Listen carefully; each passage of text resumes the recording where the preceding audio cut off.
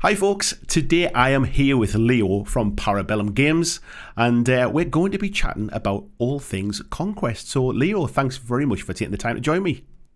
Thank you for having me. It's been like we were saying before, we haven't spoken since 2018, so that's been it's been a long time. Yeah, I, there has. There's been a lot of things that have happened between now and 2018. And yeah. when we first met at UK Games Expo, and I believe was that your first show in the UK where you showed off your products? Yeah, that's right. It was like back in the day, first expo in the UK. Back then, well, with prototype miniatures, it's a completely different time for Yeah, us. But yeah, you're right. This is when we yeah. first spoke. Yeah. It was quite interesting because I remember seeing some absolutely beautiful demo tables and some fantastically painted miniatures, and then to come and chat to you and find, oh yeah, this thing's not released yet. This is just us getting started, and it was like, wow, there's a lot. You were already a long way sort of down that path, even though things hadn't hit the market yet, which was quite impressive at the time.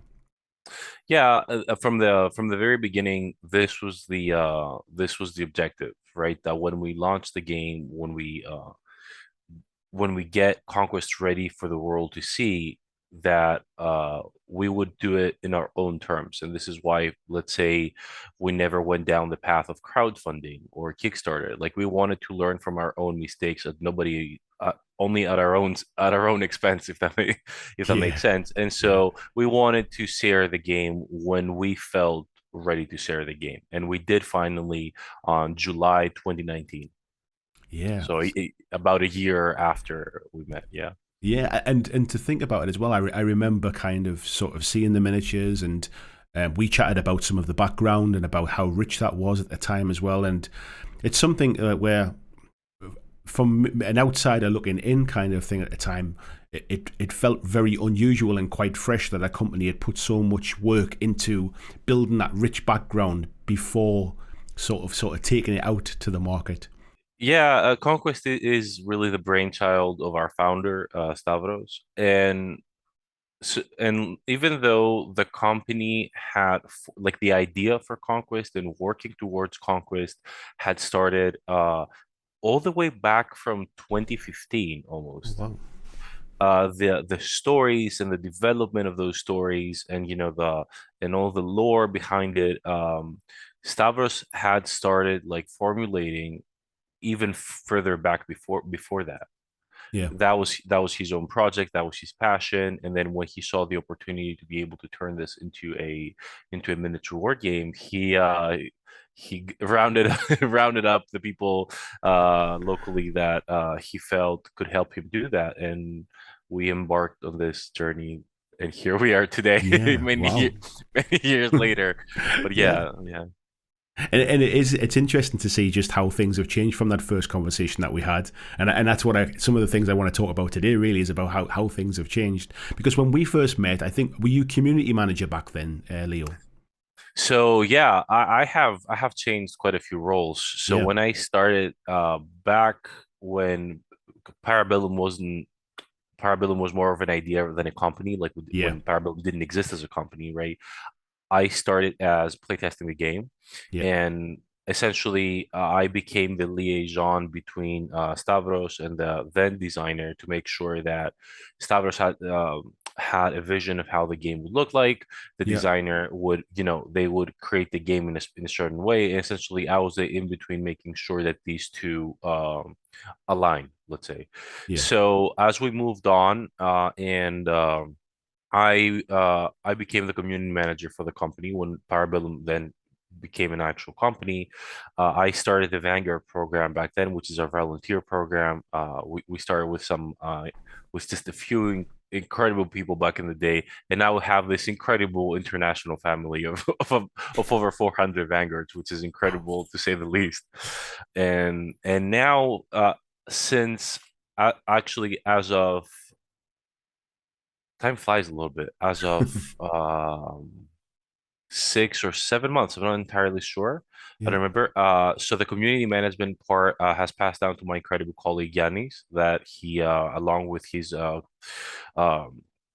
community coordinators, are handling the Vanguard program, and I moved on to uh, doing essentially anything that has to do with the design of the product, as in, first of all, the games, when it comes to accessory products, when it comes to things around for and about Conquest, essentially. Yeah. Oh no, Yeah. and now I write exclusively for the rules and Yeah. for campaigns and for stuff that we do around the world of Conquest. I guess now is a good time for those that aren't aware of Conquest, just to give them kind of a bit of background. What is Conquest: The Last Argument of Kings? So Conquest: The Last Argument of Kings is a mass battle rank and file war game. It is where the aesthetics of the old time war games meet a modern play style. It is a game of asymmetrical warfare in the sense that nothing starts on the table and regiments walk onto the table as the game progresses. Before you start each of your round, it's not a you go I go system, but essentially what happens is that you have a card for every regiment that is about to play during that round. You take those cards, you arrange them in a command stack. That is essentially the order of activations for that turn. And once you start the game, I activate a card, and then you activate a card, and then we exchange activation until all of our cards are have activated. Essentially, what that does is that it takes the whole game of square block formations and flips it on its head in the sense that introduces a fog of war where you have to think what your next moves will be, but you need to consider what your opponent is going to be doing in between those moves. And then we have Conquest First Blood, which is the skirmish side of that same battle. Essentially, so First Blood has its own unique skirmish system. It's not a derivation of the Last Argument of Kings. The concept of the command deck remains the same. The difference is that now everything is centered around the actual model. So we're talking about engagement ranges. We're talking about careful positioning of small scale infantry tactics, essentially. It's really interesting as well, because when we first spoke, First Blood wasn't even something that was kind of ever really wasn't even on the table at that point in time. And I've Yeah, kind of seen this over time where First Blood's appeared. First Blood is now onto a version 2.0 of its rules as well. Last Argument of Kings is now just recently entered into a version 2.0 as well. So a lot of those, and I guess we'll get onto this later on, but a lot of those kind of maybe rough edges or things you've learned over time have been smoothed out now. And I think both games appear to be in a very good place. But I think it's even sort of going back those miniatures were first developed for the Last Argument of Kings. So for those that don't know, basically it is a square base sort of rank and file style game. However, each of the miniatures are on round bases which fit that's into right. kind of like a square stand, which means that in the rank and file game, you use those square bases. In the skirmish game, you just use the circular bases that the miniatures come on.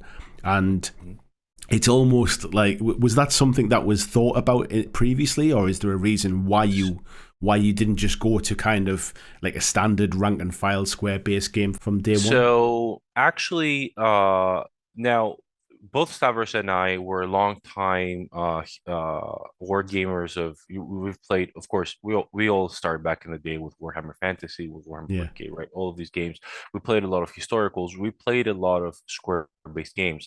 And one of the things we realized when we were creating the Last Argument of Kings is that one of the biggest hurdles of playing anything that has square bases is making sure that everything ranks out properly. And then when you have the different regiments like coming into contact, yeah, you may have assembled this beautiful puzzle that is your regiment, right? But when it starts engaging an enemy regiment, that yeah, makes it very difficult to be flush. So what we did is that we put those round bases on the square stand, and that allowed us to rotate the miniature. First of all, for you to be able to rank them up a lot yeah, easier, but also that when your models came into contact with the enemy, you could actually rotate the miniatures and make sure that everything fit, right? So yeah, that was a design decision we made like very very early on, coming from our experience yeah, with rank and file. And then of course we always like our initial idea, and that really came because when we actually got to the point of getting into production, we already had a good solid basis of what we wanted Conquest to be because we've been working on for so long before that. So we knew from the very beginning that we wanted Conquest to be something that you can experience from all these different points of view, all the way to down to the sealed wall, right, that you can see into with First Blood, all the way out into big board games that you control empires, right? Yeah. So we knew from the very beginning that we wanted to do something that is also miniature centric, and that sort of design, the square stand with the circular bases, just gave us that opportunity.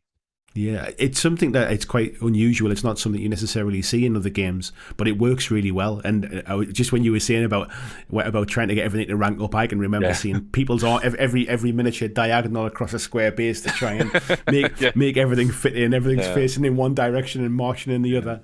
But but having seen the game sort of play and sort of being able to move those minis around now in practice myself, it's exactly right. Being able to kind of just swivel them around a little bit as they clash together and come face to face. Yeah. Yeah, so I can see that design now.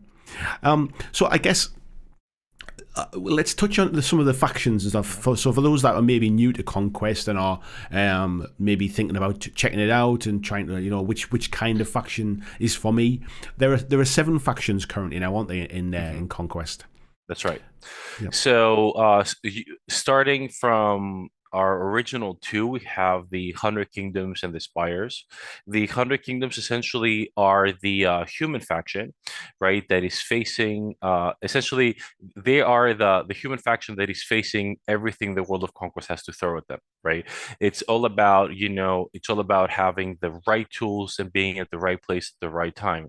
You have these, um, formations of powerful knights and these just these the orders that they are these protectors of whatever is left of humanity after the fall, and essentially they're a fragmented faction in the sense that after the fall and after the destruction of what was a very coherent empire, right?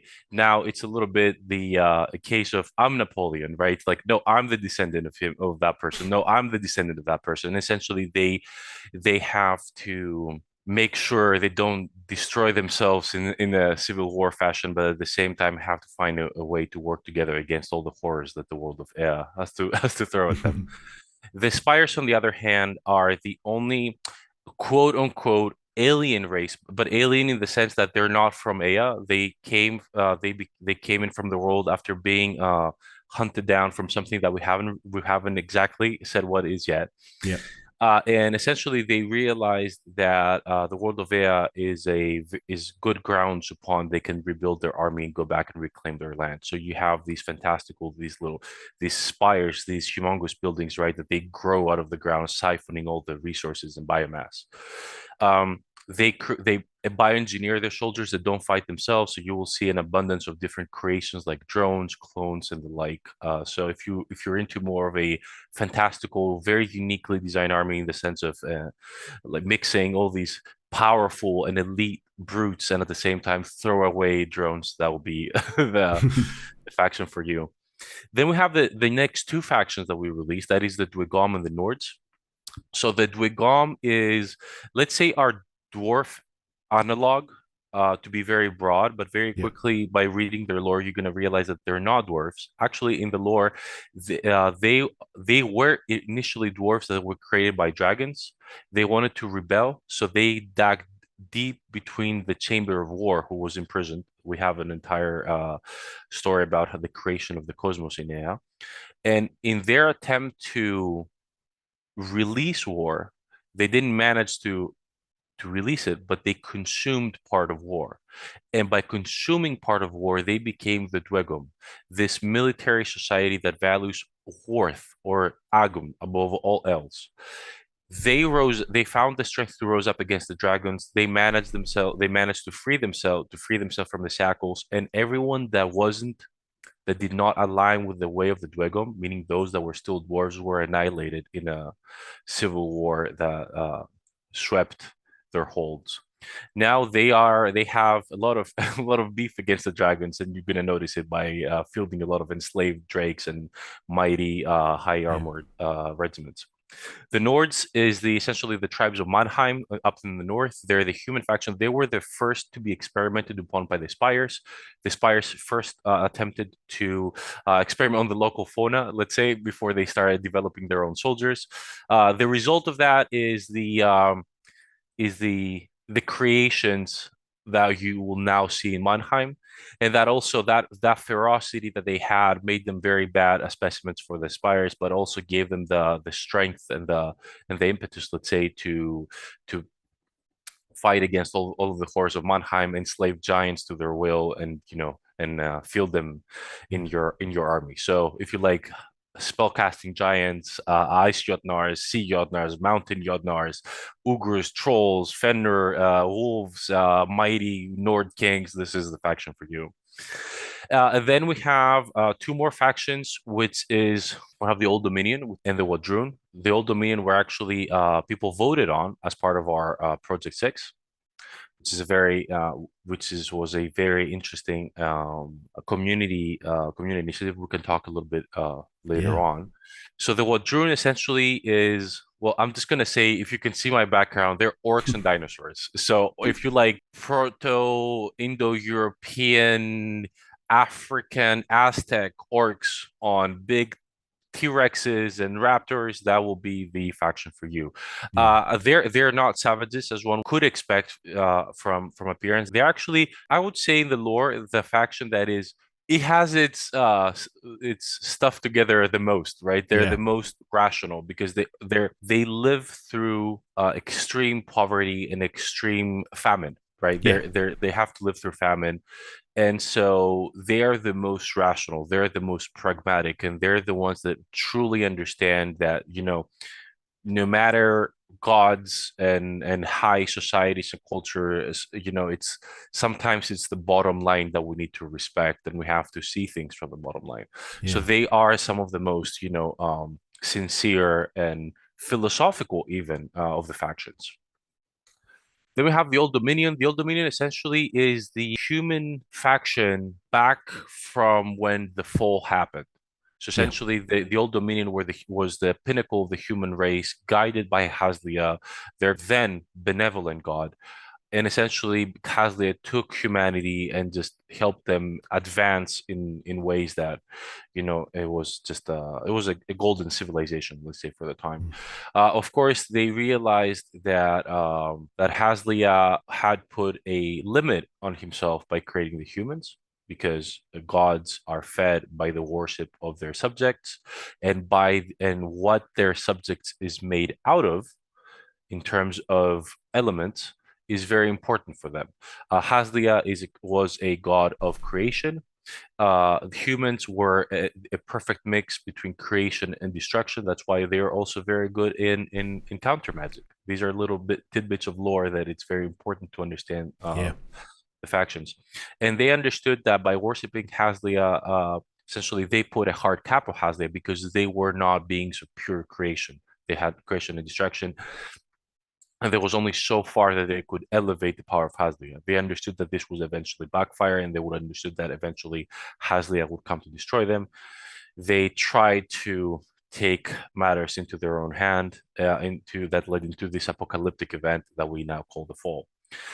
Woken up after all of their ancestors being promised eternal life and a resurrection, to the side of Haslia. They woke up essentially after in undeath, with a deranged and destroyed god, and suddenly they're woken up just to see themselves dead and in agony, and essentially in with no hope of the future that was promised to them. So if you like Roman Byzantine sort of aesthetic, and you Yeah. like controlling the legions and the blasphemous powers, of Hasdia, this would be the faction for you. Finally, we have our latest factions, the city states. and the city states essentially is the faction that did flourish during the fall, where everybody else suffered the consequences of the fall. They are the spiritual descendants, let's say, of the Old Dominion. They unlock the Old Dominion's secrets of alchemy and divinity, and this is actually two things that. Going through the army list, you will see there is a lot of god flesh and transmutation and science in that. Yeah. And if you like the concepts of Hellenistic Greece, if you like the phalanxes, the hoplites, the agima, the sacred band, mighty Hephaestion and Promethean giants, mechanized hoplite soldiers, and mighty automatons, this would be then the Yeah. faction. So I, these are in a nutshell the yeah. seven factions so far.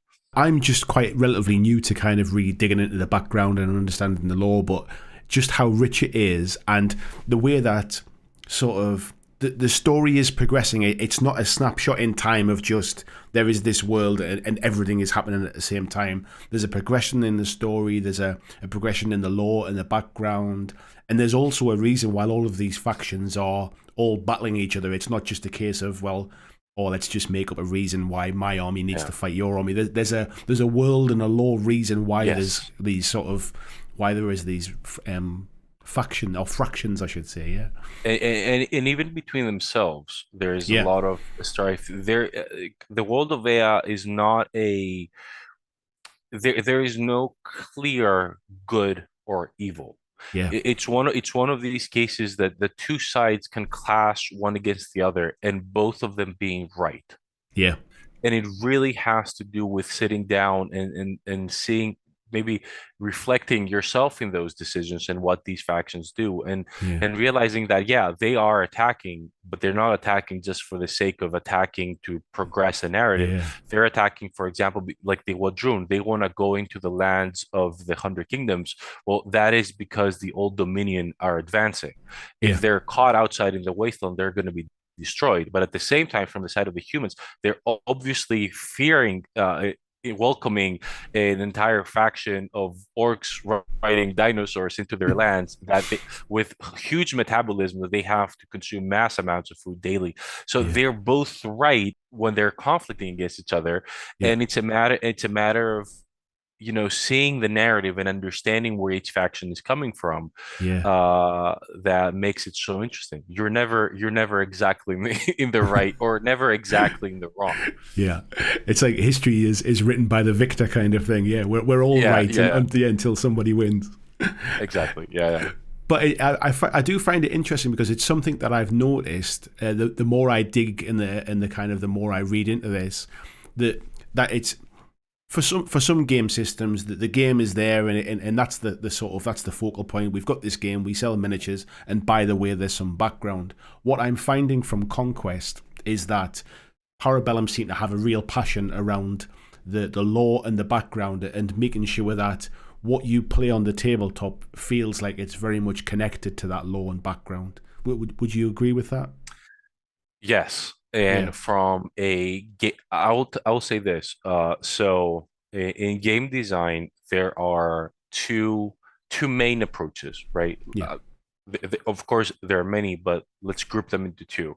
yeah, One is the approach of, I create a system that works no yeah, matter of the theme, right? No yeah, matter of the yeah, concepts around it, and then I apply the theme on it, which has the benefit of creating a system that works, that is fully playable, right? It can be fun, yeah, but it lacks that personal connection with the source material. yeah, And then there is the other approach, that is, you design a game that is the source material, that yeah, translates the source material perfectly, but the actual game system, you couldn't reskin it, or you couldn't put another theme on it, and it couldn't work in any other context. yeah, And these are perfectly viable, perfectly fine, right? yeah, Perfectly viable ways of approaching game design. But we want to make sure that, since we're making a game that is Conquest, we want to make sure that our game system is directly linked with the source material. Yeah. If you're reading a novel in which a Steel Legion is decimating something, it needs to be translated into the rules, and that's why many times essentially when we're previewing a new faction or previewing Yeah. something new, and people ask like, "Oh, how does that play?" We pretty much just read the lore. We say Yeah. that this is how it plays because this is how it's going to play, Yeah. and we ask our play testers to keep us honest when it comes to that. It's very important that you have a good idea of what it is that you're expecting. It's very Yeah. important. The most important thing, at least for me in wargaming, is that when I read a story and I'm captivated by a story, I want to be Yeah. able to recreate it on the tabletop. Yeah. I'm finding that as time goes on and as my gaming, like the amount of time I have to game and the amount of time I have to hobby changes maybe, and as my tastes change over time, I'm definitely more engaged these days with games that are the latter of what you explained there, where that I like the fact that I can sit and I spend a lot more time sitting painting miniatures and reading like sort of lore and background than I do probably playing the game itself. And I like the fact that when I come to play the game, it reflects all of those stories that I've read or the pictures that I've got in my head, or when I'm sitting painting the miniatures, I have a connection with it, as opposed to this might be a very very good game, but there's a disconnect between the models and the game, and that I'm just painting these to get them ready to play kind of thing. I feel that I have a lot stronger connection with games now when I can sort of attach myself to the lore in the background as well. That's one of the reasons why Conquest has certainly kind of sort of pricked my ears a little bit lately. And as we briefly spoke as well just before we started recording, I joined a local gaming group who have a very kind of sort of lively and energetic Conquest community now. They have their first tournament tomorrow. Is it tomorrow? No, Saturday. Sorry, I'm getting my days mixed up. Saturday they have their first tournament, and it's really interesting to see their passion for it as well. There's a lot of new players who've maybe never played games before. I had a demo game a couple of weeks ago, and the gentleman I played against had never played a tabletop game before, and this was his first. He's not only his first game of Conquest, but his first ever tabletop game. And the two of us kind of played with one of your fantastic vanguards, Daryl, helping us out with the rules, and we had a great game. We really enjoyed it, and I found from sort of you explained briefly before about how not all of the units start on the table; they come on in waves, kind of thing, as the game progresses, and you can't always guarantee when things are going to come on. Although there is some, like you're not left with nothing on the table, like not where nothing is coming on. There's a little bit unpredictability, the card mechanic, so you have to plan out your turn in advance, and there's lots of little things that I read in the rules that sounded interesting until I then actually played that game and then realized how important they were. Like who goes first might be Yeah. more important than it initially seems, and getting Yeah. those cards in the right order in your command deck is more important than potentially sort of than it seems and things. So yeah, it's a really interesting system. It's very different to most of the games that I've played in terms of that. One thing to mention as well is that you have to roll low rather than rolling high, Yeah. which was something that kind of I've never rolled so many sixes in my life when I started playing. Yeah, so it was that was another interesting aspect to it as well. Yeah. Yeah, So the rolling low is actually a conceptual thing in the sense that we found after quite a little bit of testing that it was a lot more intuitive to have, let's say you have a characteristic stat line, right? yeah, We found that it was a lot more intuitive to show how good something is by having the initial number be up and you needing to score below it, yeah, rather than communicate prowess by having a small number that you need to roll over. yeah, And we found that this was very easy for newcomers to war games to understand a lot better, yeah, because I think that we are very much conditioned to see something, oh, I have to do a over a small number so that is good. But then we put a lot of effort into doing a lot of blind tests at the very beginning and seeing what is that new yeah, players would require to learn the game. yeah, And that is also very important because, as you say, the that system with it, I play card and then you play card is very important because yeah, you there is never going to be a game in which you're hit so hard that you can do nothing back. You're Yeah, gonna get hit somewhere, and then you're gonna hit somewhere back, because that's the nature of not being able to play your entire army at one go. You'll play yeah, one thing, and then you're gonna get hit somewhere else, and so on and so forth. yeah, But that's also very important because we put a lot of effort into trying to balance the game around everybody, not just high level plays. yeah, There is enough strategy for the good player to be really good, right? To keep the ceiling really high up, yeah, but also protect newcomers from getting steamrolled and not being able to use their miniatures. yeah, So this is something that we always make sure to remind our playtesters, and yeah, our inner playtesting circle like is made out of a very diverse group of players, from the super casual to yeah, the super competitive, because they have to keep each other honest. Like yeah, it needs to be, these two different kinds of people need to meet each other at the tournament, and they both need to leave having fun. That's very yeah. important for us. I found the game played particularly fast as well. It was a quick playing game because a few of the things that sped the game up was one is not everything starts on the table. So that first turn, you're not having to move an entire sort of army like a few inches further forward kind of thing. So because things are coming on turn after turn, you're not necessarily moving everything at once. And the fact that you have to plan out your turn by putting your command deck in order, there's not that analysis paralysis of right, okay, how do I react to what my opponent's just done? It's like, well, I react by I have to activate this unit now. Do I do what I thought I was going to do, or has he done something, or has she done something that makes me want to react in a different way? And I felt that it kept the thought process very focused on I have sort of lots of things I can do with a small amount of things, if you like, and that just kept things sort of progressing quite quickly. And it, again, very different to a lot of games I've played in that respect. Yeah, that is also, that has a fortunate side effect, that when you're playing a tournament, because we we like tournaments, right? And we like Yeah, competitive play, but we value fun as well.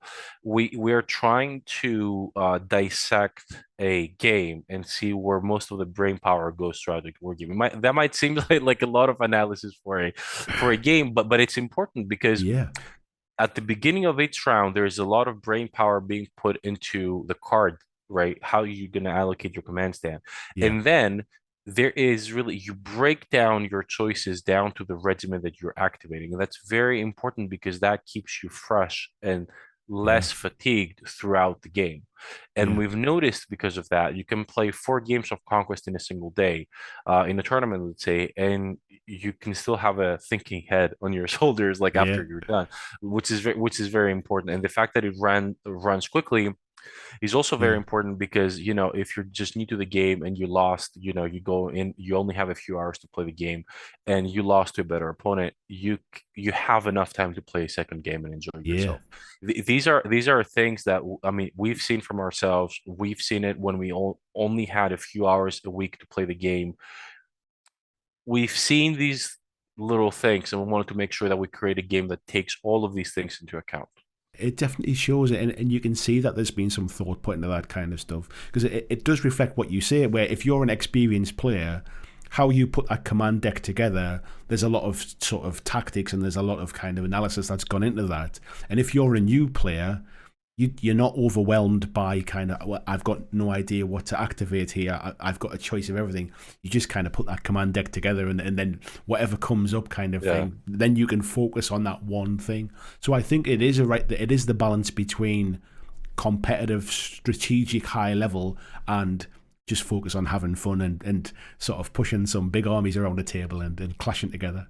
So yeah, it's a very, very clever system, and I think I only really appreciated how clever it was having a full game as opposed to just briefly Mhm. reading the rules or seeing something online maybe. So yeah, I would definitely recommend anybody that can get a chance to have a demo of the game, definitely get out there and try it out. You touched very briefly there as well on the living world as well, and about Yes. how new factions come in. I'm fascinated by the fact that a lot of this is community driven, and it's not just a kind of like a blind vote of like which faction do you like the look of. There's so much background and lore and artwork and Yeah. everything that is put into getting people's opinions.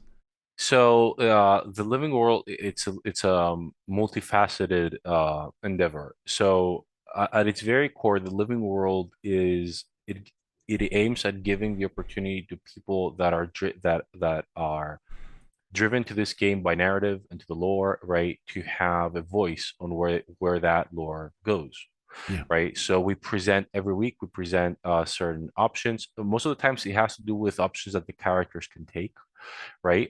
It's not always that they're so big, like what is the next faction, but Sure. um, it's about their character arcs, and every 2 weeks, people are presented with the option to vote on certain things, and these stories have to do with anything between um, what are going to be, small points, even to choices that can lead to a character's death. And we're not shy at all Yeah. to kill characters off. Like, Yeah. there is this narrative that is being developed.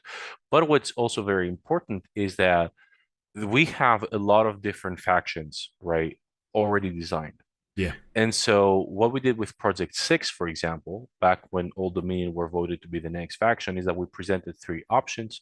One which was the Old Dominion, the city states, and the Weaver Courts. People vote by storm, Old Dominion, and true to our word, we did release the Old Dominion next. Now, we also saw, even though it wasn't planned, like so the vote wasn't about the order of which these factions would come out of, Yeah. but we saw there was so close with the city states, and we did like the city states as well, being Greeks Yeah. ourselves, right? And we decided for the city states to be our seventh faction. And you're Yeah. going to notice that every time we draw inspiration from a specific time in history or mythology, we try to keep it as original as possible. We try to Mm. be close to the source material. Now, we had to vote for the Project 8. And once again, people did get the chance to vote between the Sorcerer Kings, the Dogs of War, and Hell.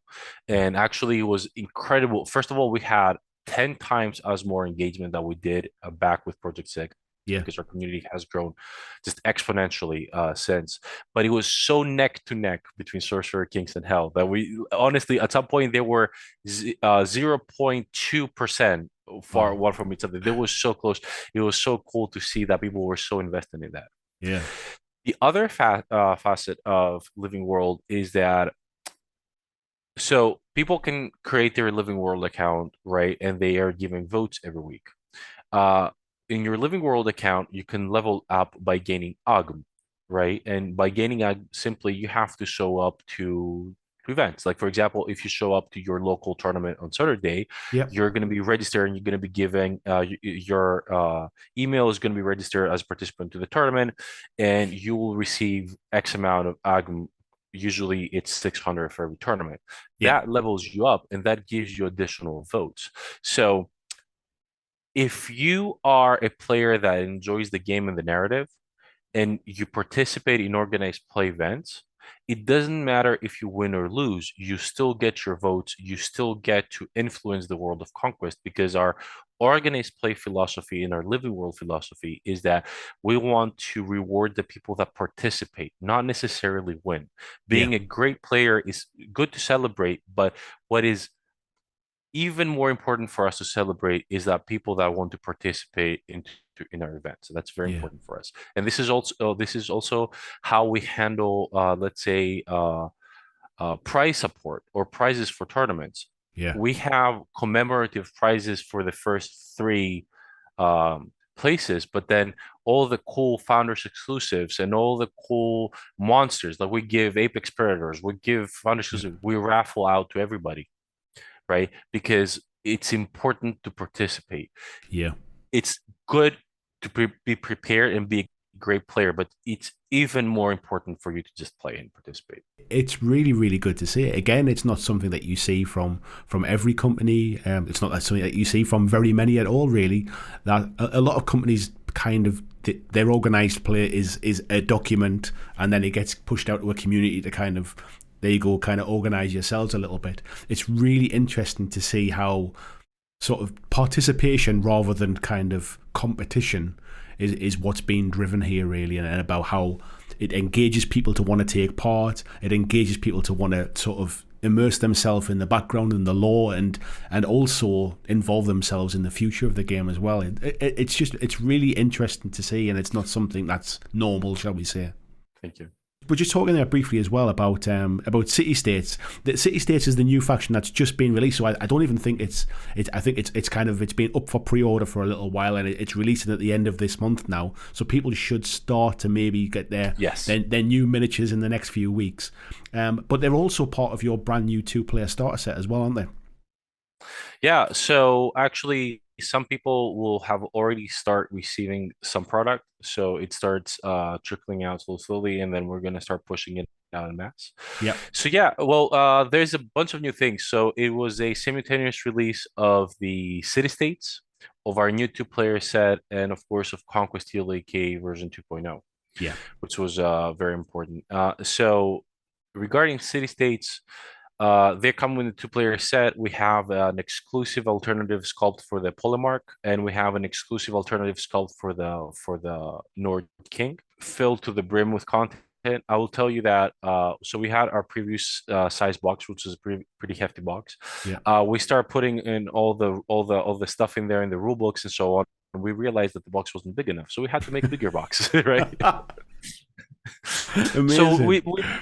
we made a bigger box to fit that, and the reception has been great. We have essentially, so the city states has a polemark. It has a regiment of hoplites, a regiment of Phalangites, and a regiment of minotaurs. Now the hoplites and the Phalangites are dual kits, so essentially you can either have them as two of the same or two different ones, two Phalangites or two hoplites, or one and one. The other side has the king. It has a new plastic bow chosen kit. Now our bow chosen used to be resin, but now we switched it to fully to plastic, the same as our incarnate sentinels. You Amazing. also get a regiment of Huskarls, and you get a mountain giant, right? So this Wow. is in there. You will find first of all a booklet with thematic scenarios explaining first of all who these two characters are, why they're fighting. There's this entire story, and for you to be able to jump right into the game, explaining everything step by step. People will notice that in that booklet there are specific thematic rules for these regiments in there. So you're playing with these two specific characters. Forces. There is a little bit of an introduction to First Blood if you wish to try the game out. Actually, you have complete First Blood armies by buying that. So you're set when it comes to that, and you will also find two 2.0 rulebooks in there. There's no point in only having one rulebook and having to share. You can Yeah. just have two, share it with a friend, and both of you can leave having a rulebook. That's very important. But also for new players, what we put in all of our starter sets is that we put an expansion guide. So essentially, if you're a new player and this is what you've gotten and you're not sure of where to go after that, we have these different thematic examples of how a warband would look like. So for example, there's an example there that if you want to try out the Volva, then of course that would be very good to combine with Valkyries and with this or with the other thing. So people are not lost and Yeah. like aimlessly wandering and not being sure what their next move should be. And of course, these expansion guides we also offer online on our website. So if Yeah. people are haven't yet bought the 1-player starter set for another faction and they're just interested in seeing how they would start with a new faction, they can always just go and find it. So we're trying to make people's life as easy as possible. So that came out with Last Argument of King update 2.0, Yeah. which is a very important milestone for the game. It's important to say right off the bat that uh, as imposing as 2.0 sounds, Yeah. it's not an overhaul of the game. It is the game feels and plays exactly the same. We made a lot of quality of life changes, some of which I can briefly discuss. But Yeah. what's important is that by creating these quality of life changes, and we are opening up and creating design space for the future factions to come. Yeah. And City States, for example, was designed on that 2.0 philosophy. So, for example, one of the biggest, let's say, changes is that previously you would have a stand of 4 infantry models, and taking wounds, you would remove a single model, and so on and so Yes. forth. And the reason for that is because the characteristic stat line excuse me, was on a per model basis, not on a per stand. So you would see Yes. one attack, let's say one wound, multiplied by four people on the stand, that's four attacks, four wounds.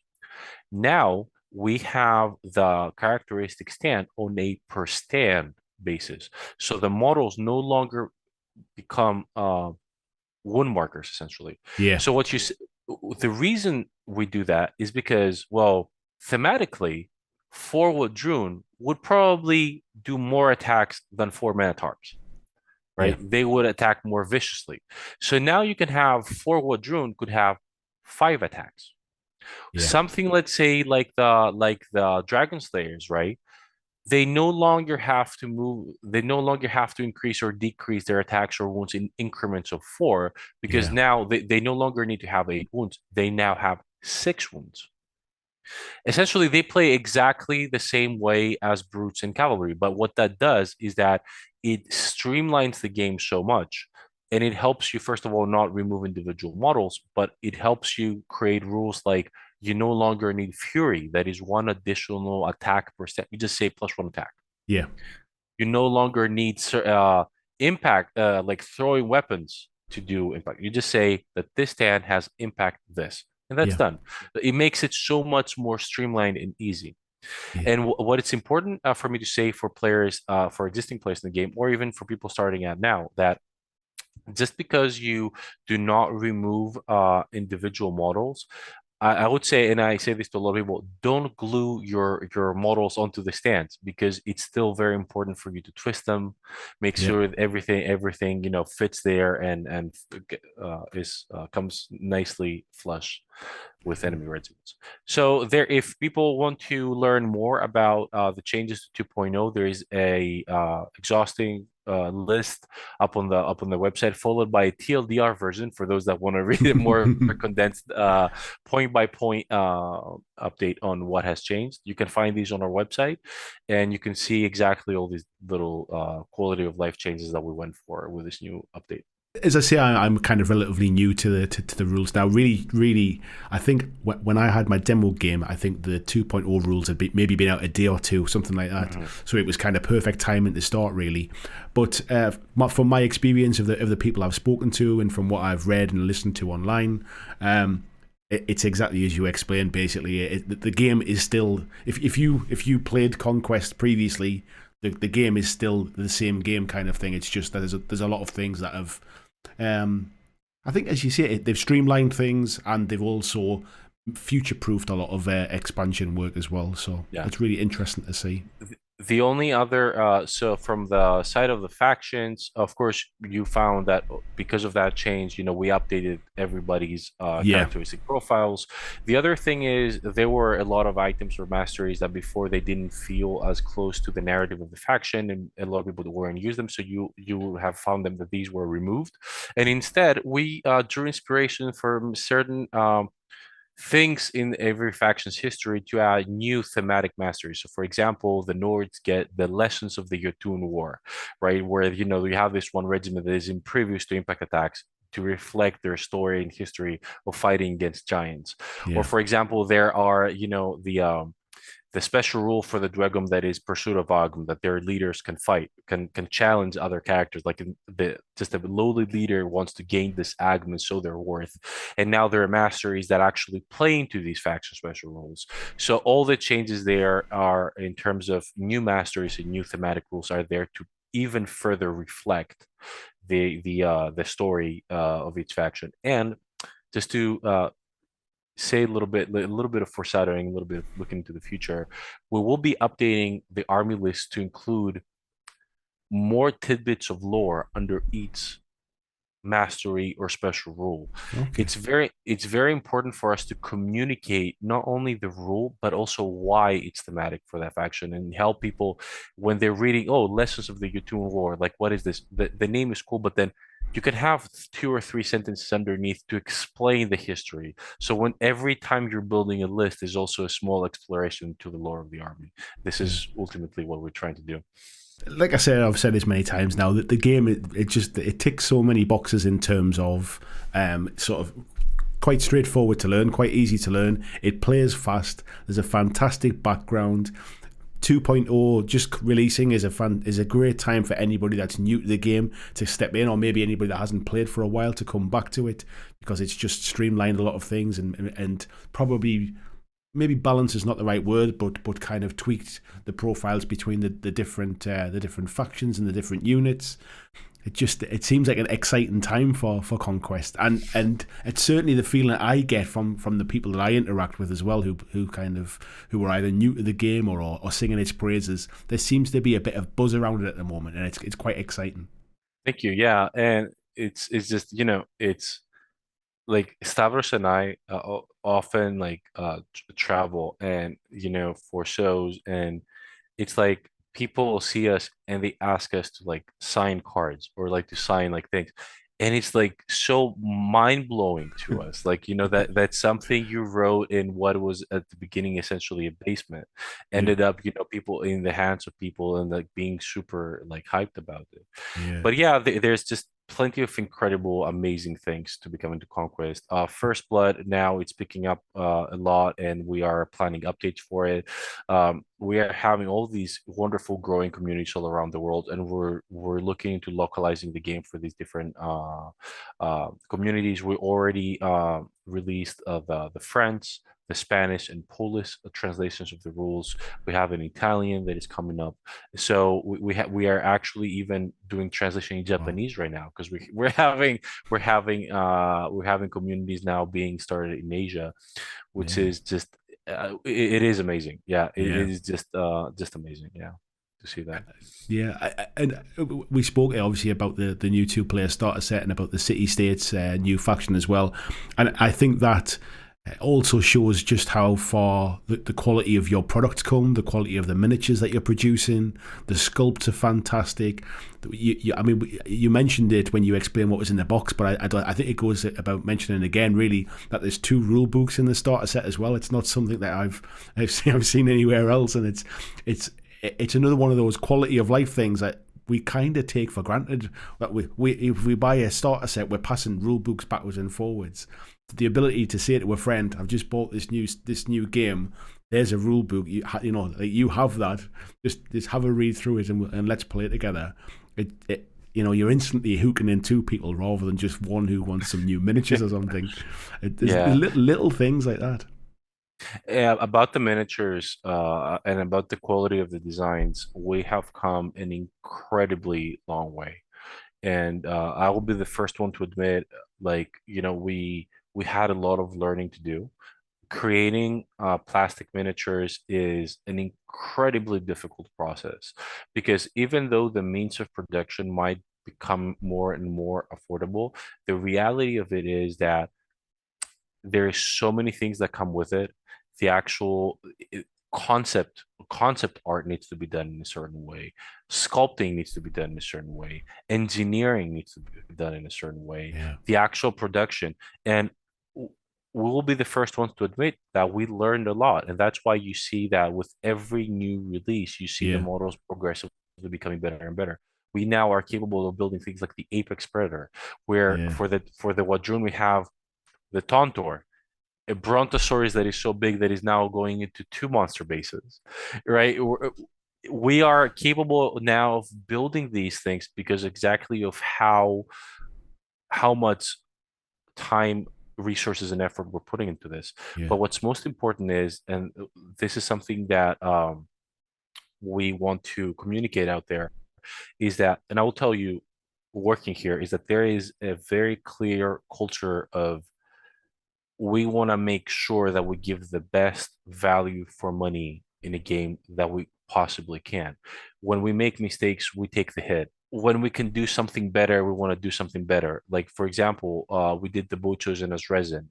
People liked them, but we did get the feedback that by being resin, they were too expensive. We wanted to make sure that we now have them in plastic. We want to make sure that now the incarnate sentinels are in plastic. yeah, So I'm also very excited because it's just a from players' perspective, I see people like loving the game, but from my perspective, we're working here. I'm just excited for what the culture of the company has allowed us to do. So I'm just very, very excited and very thankful I'm getting this opportunity to share all these Yeah. designs and all this rule of the world. Yeah. Oh, that's awesome to hear as well. So, in terms of the future, I mean, we've talked quite a lot now, and I guess that just how far really from our conversation back in 2018 to where we are today, it's unbelievable to see how far sort of yourself and Parabellum have come.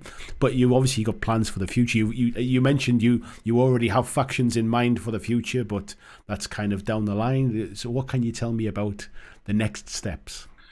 There are quite a few things. So let's start. One of the thing is that we want to make sure that we realize our original dream of people being able to experience the world of conquest from all these different points of view. So Last Argument of King is this army point of view. First Blood is this frontline tactics point of view. We want to expand into RPGs. This is something that we've shared before. This is Yeah. something that we're actively working towards. We want to expand, taking like steps, like zooming out further into mass board games, Yeah. empire building and empire managing, sort of are moving armies across the table. We've done to a certain extent with our Rismark campaign in the campaign book. Yeah. Right now, we have in the works a new campaign book right now. So with the change of the update, now we want to incorporate, the old Dominion, the city states, and all the new stuff into the campaign. We revamped the free army builder, and we are now finalizing our free app army builder. All these are freely available for everybody. We are working now into our new faction, the Sorcerer Kings that were voted, right? Yeah. The God Killers, essentially, the ones that were part of the machinations of bringing down Haslia, but they didn't know what's going to happen, so they tried to flee into their own realm. Um, and after that, we have a total of 13 solid concepts for armies that we want to make sure that we have, and we can go up to 18 in terms of ideas that we're exploring. Yeah. But Wow. what's one of the most important thing is that if you notice in the breakdown of each faction, right, you're going to notice that a lot of the faction most have about three, four, some two sub factions, Yeah. right? And sub factions are very important for us because it allows us to dig deeper into that part of that faction society. So people, let's say in the Hundred Kingdoms, they will be right now. People can play full cavalry army. Later on, we want to be able to play a full feast, priest, sicarii. There are some other designs coming about the deist and theist and explore that part of the lore. Perhaps you're playing Dwegum and you're enthralled with the concept of the ardent and in the descent into war and so on. You will be able to have more choices so to bring an entire army out of that. Yeah. Of course, list building is free and you can mix and match whatever you like, but we want to make sure that we give people this opportunity to explore their favorite parts of each faction and play with that. And as Yeah. always, keeping true to the lore. So this is one of our, this is a goal for us that it's actually now that we have about 8 factions with Sorcerer Kings coming out. Yeah. We want to make sure that we push for. It sounds fantastic. It's really interesting to hear as well about sort of breaking down those armies into those sub factions, so you can it's it's the flavors within the flavor, if you like, or the flavors within that recipe, shall we say? Yeah. I really like this part. I've got this story about this part. This is the bit I want to build my army around. I like that kind of that sub faction idea as well. So I think that this could be a bit of a new dawn as well for Conquest. I can see the new 2-player starter set really kind of lighting up a few faces as it comes out. The new city states from the images I've seen online look absolutely fantastic. I can't wait to see them in the flesh at some point as well. And yeah, and I'll certainly be reporting back. I'm not actually taking part in the tournament this weekend because it clashes with something else. But I am going along to kind of show my face and just to see how it's going. And I'll probably report back on what my findings were, shall we say? But yeah, I'm looking forward to. I haven't chosen an army for myself yet. We were just talking about this briefly before we started recording.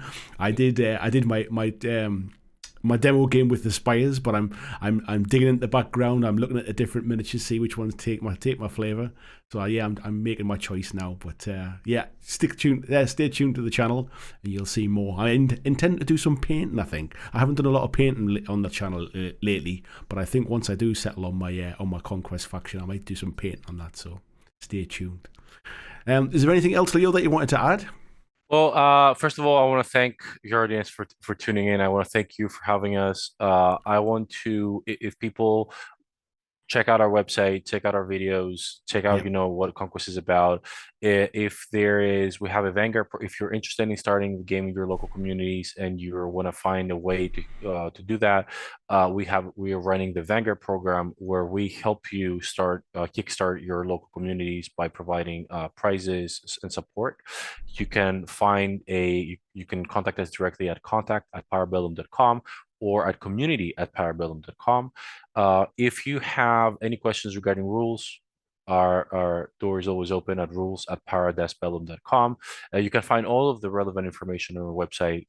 I suggest that you try out the Vanguard program, talk with our incredible community team, and get involved in our international family of Vanguards. Yeah, I can vouch from that. Having found my demo games through Vanguard, I can definitely vouch that's a good way to go to get started.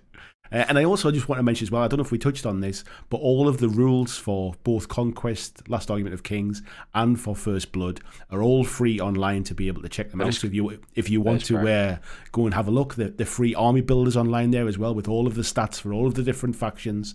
So there's nothing to purchase until you've decided to which minis you want to buy. So go and check all of that out as well. And you can reach us always directly on Discord as well, where we have a very active community for anything, all rules, lore, or general questions you may have. Well, thanks so much for your time, Leo. No doubt we'll be chatting again soon once I've got lots more knowledge and lots more questions to ask. Yes. So yeah, I appreciate you taking the time today. But yeah, we'll be speaking again soon. Thanks everyone for watching.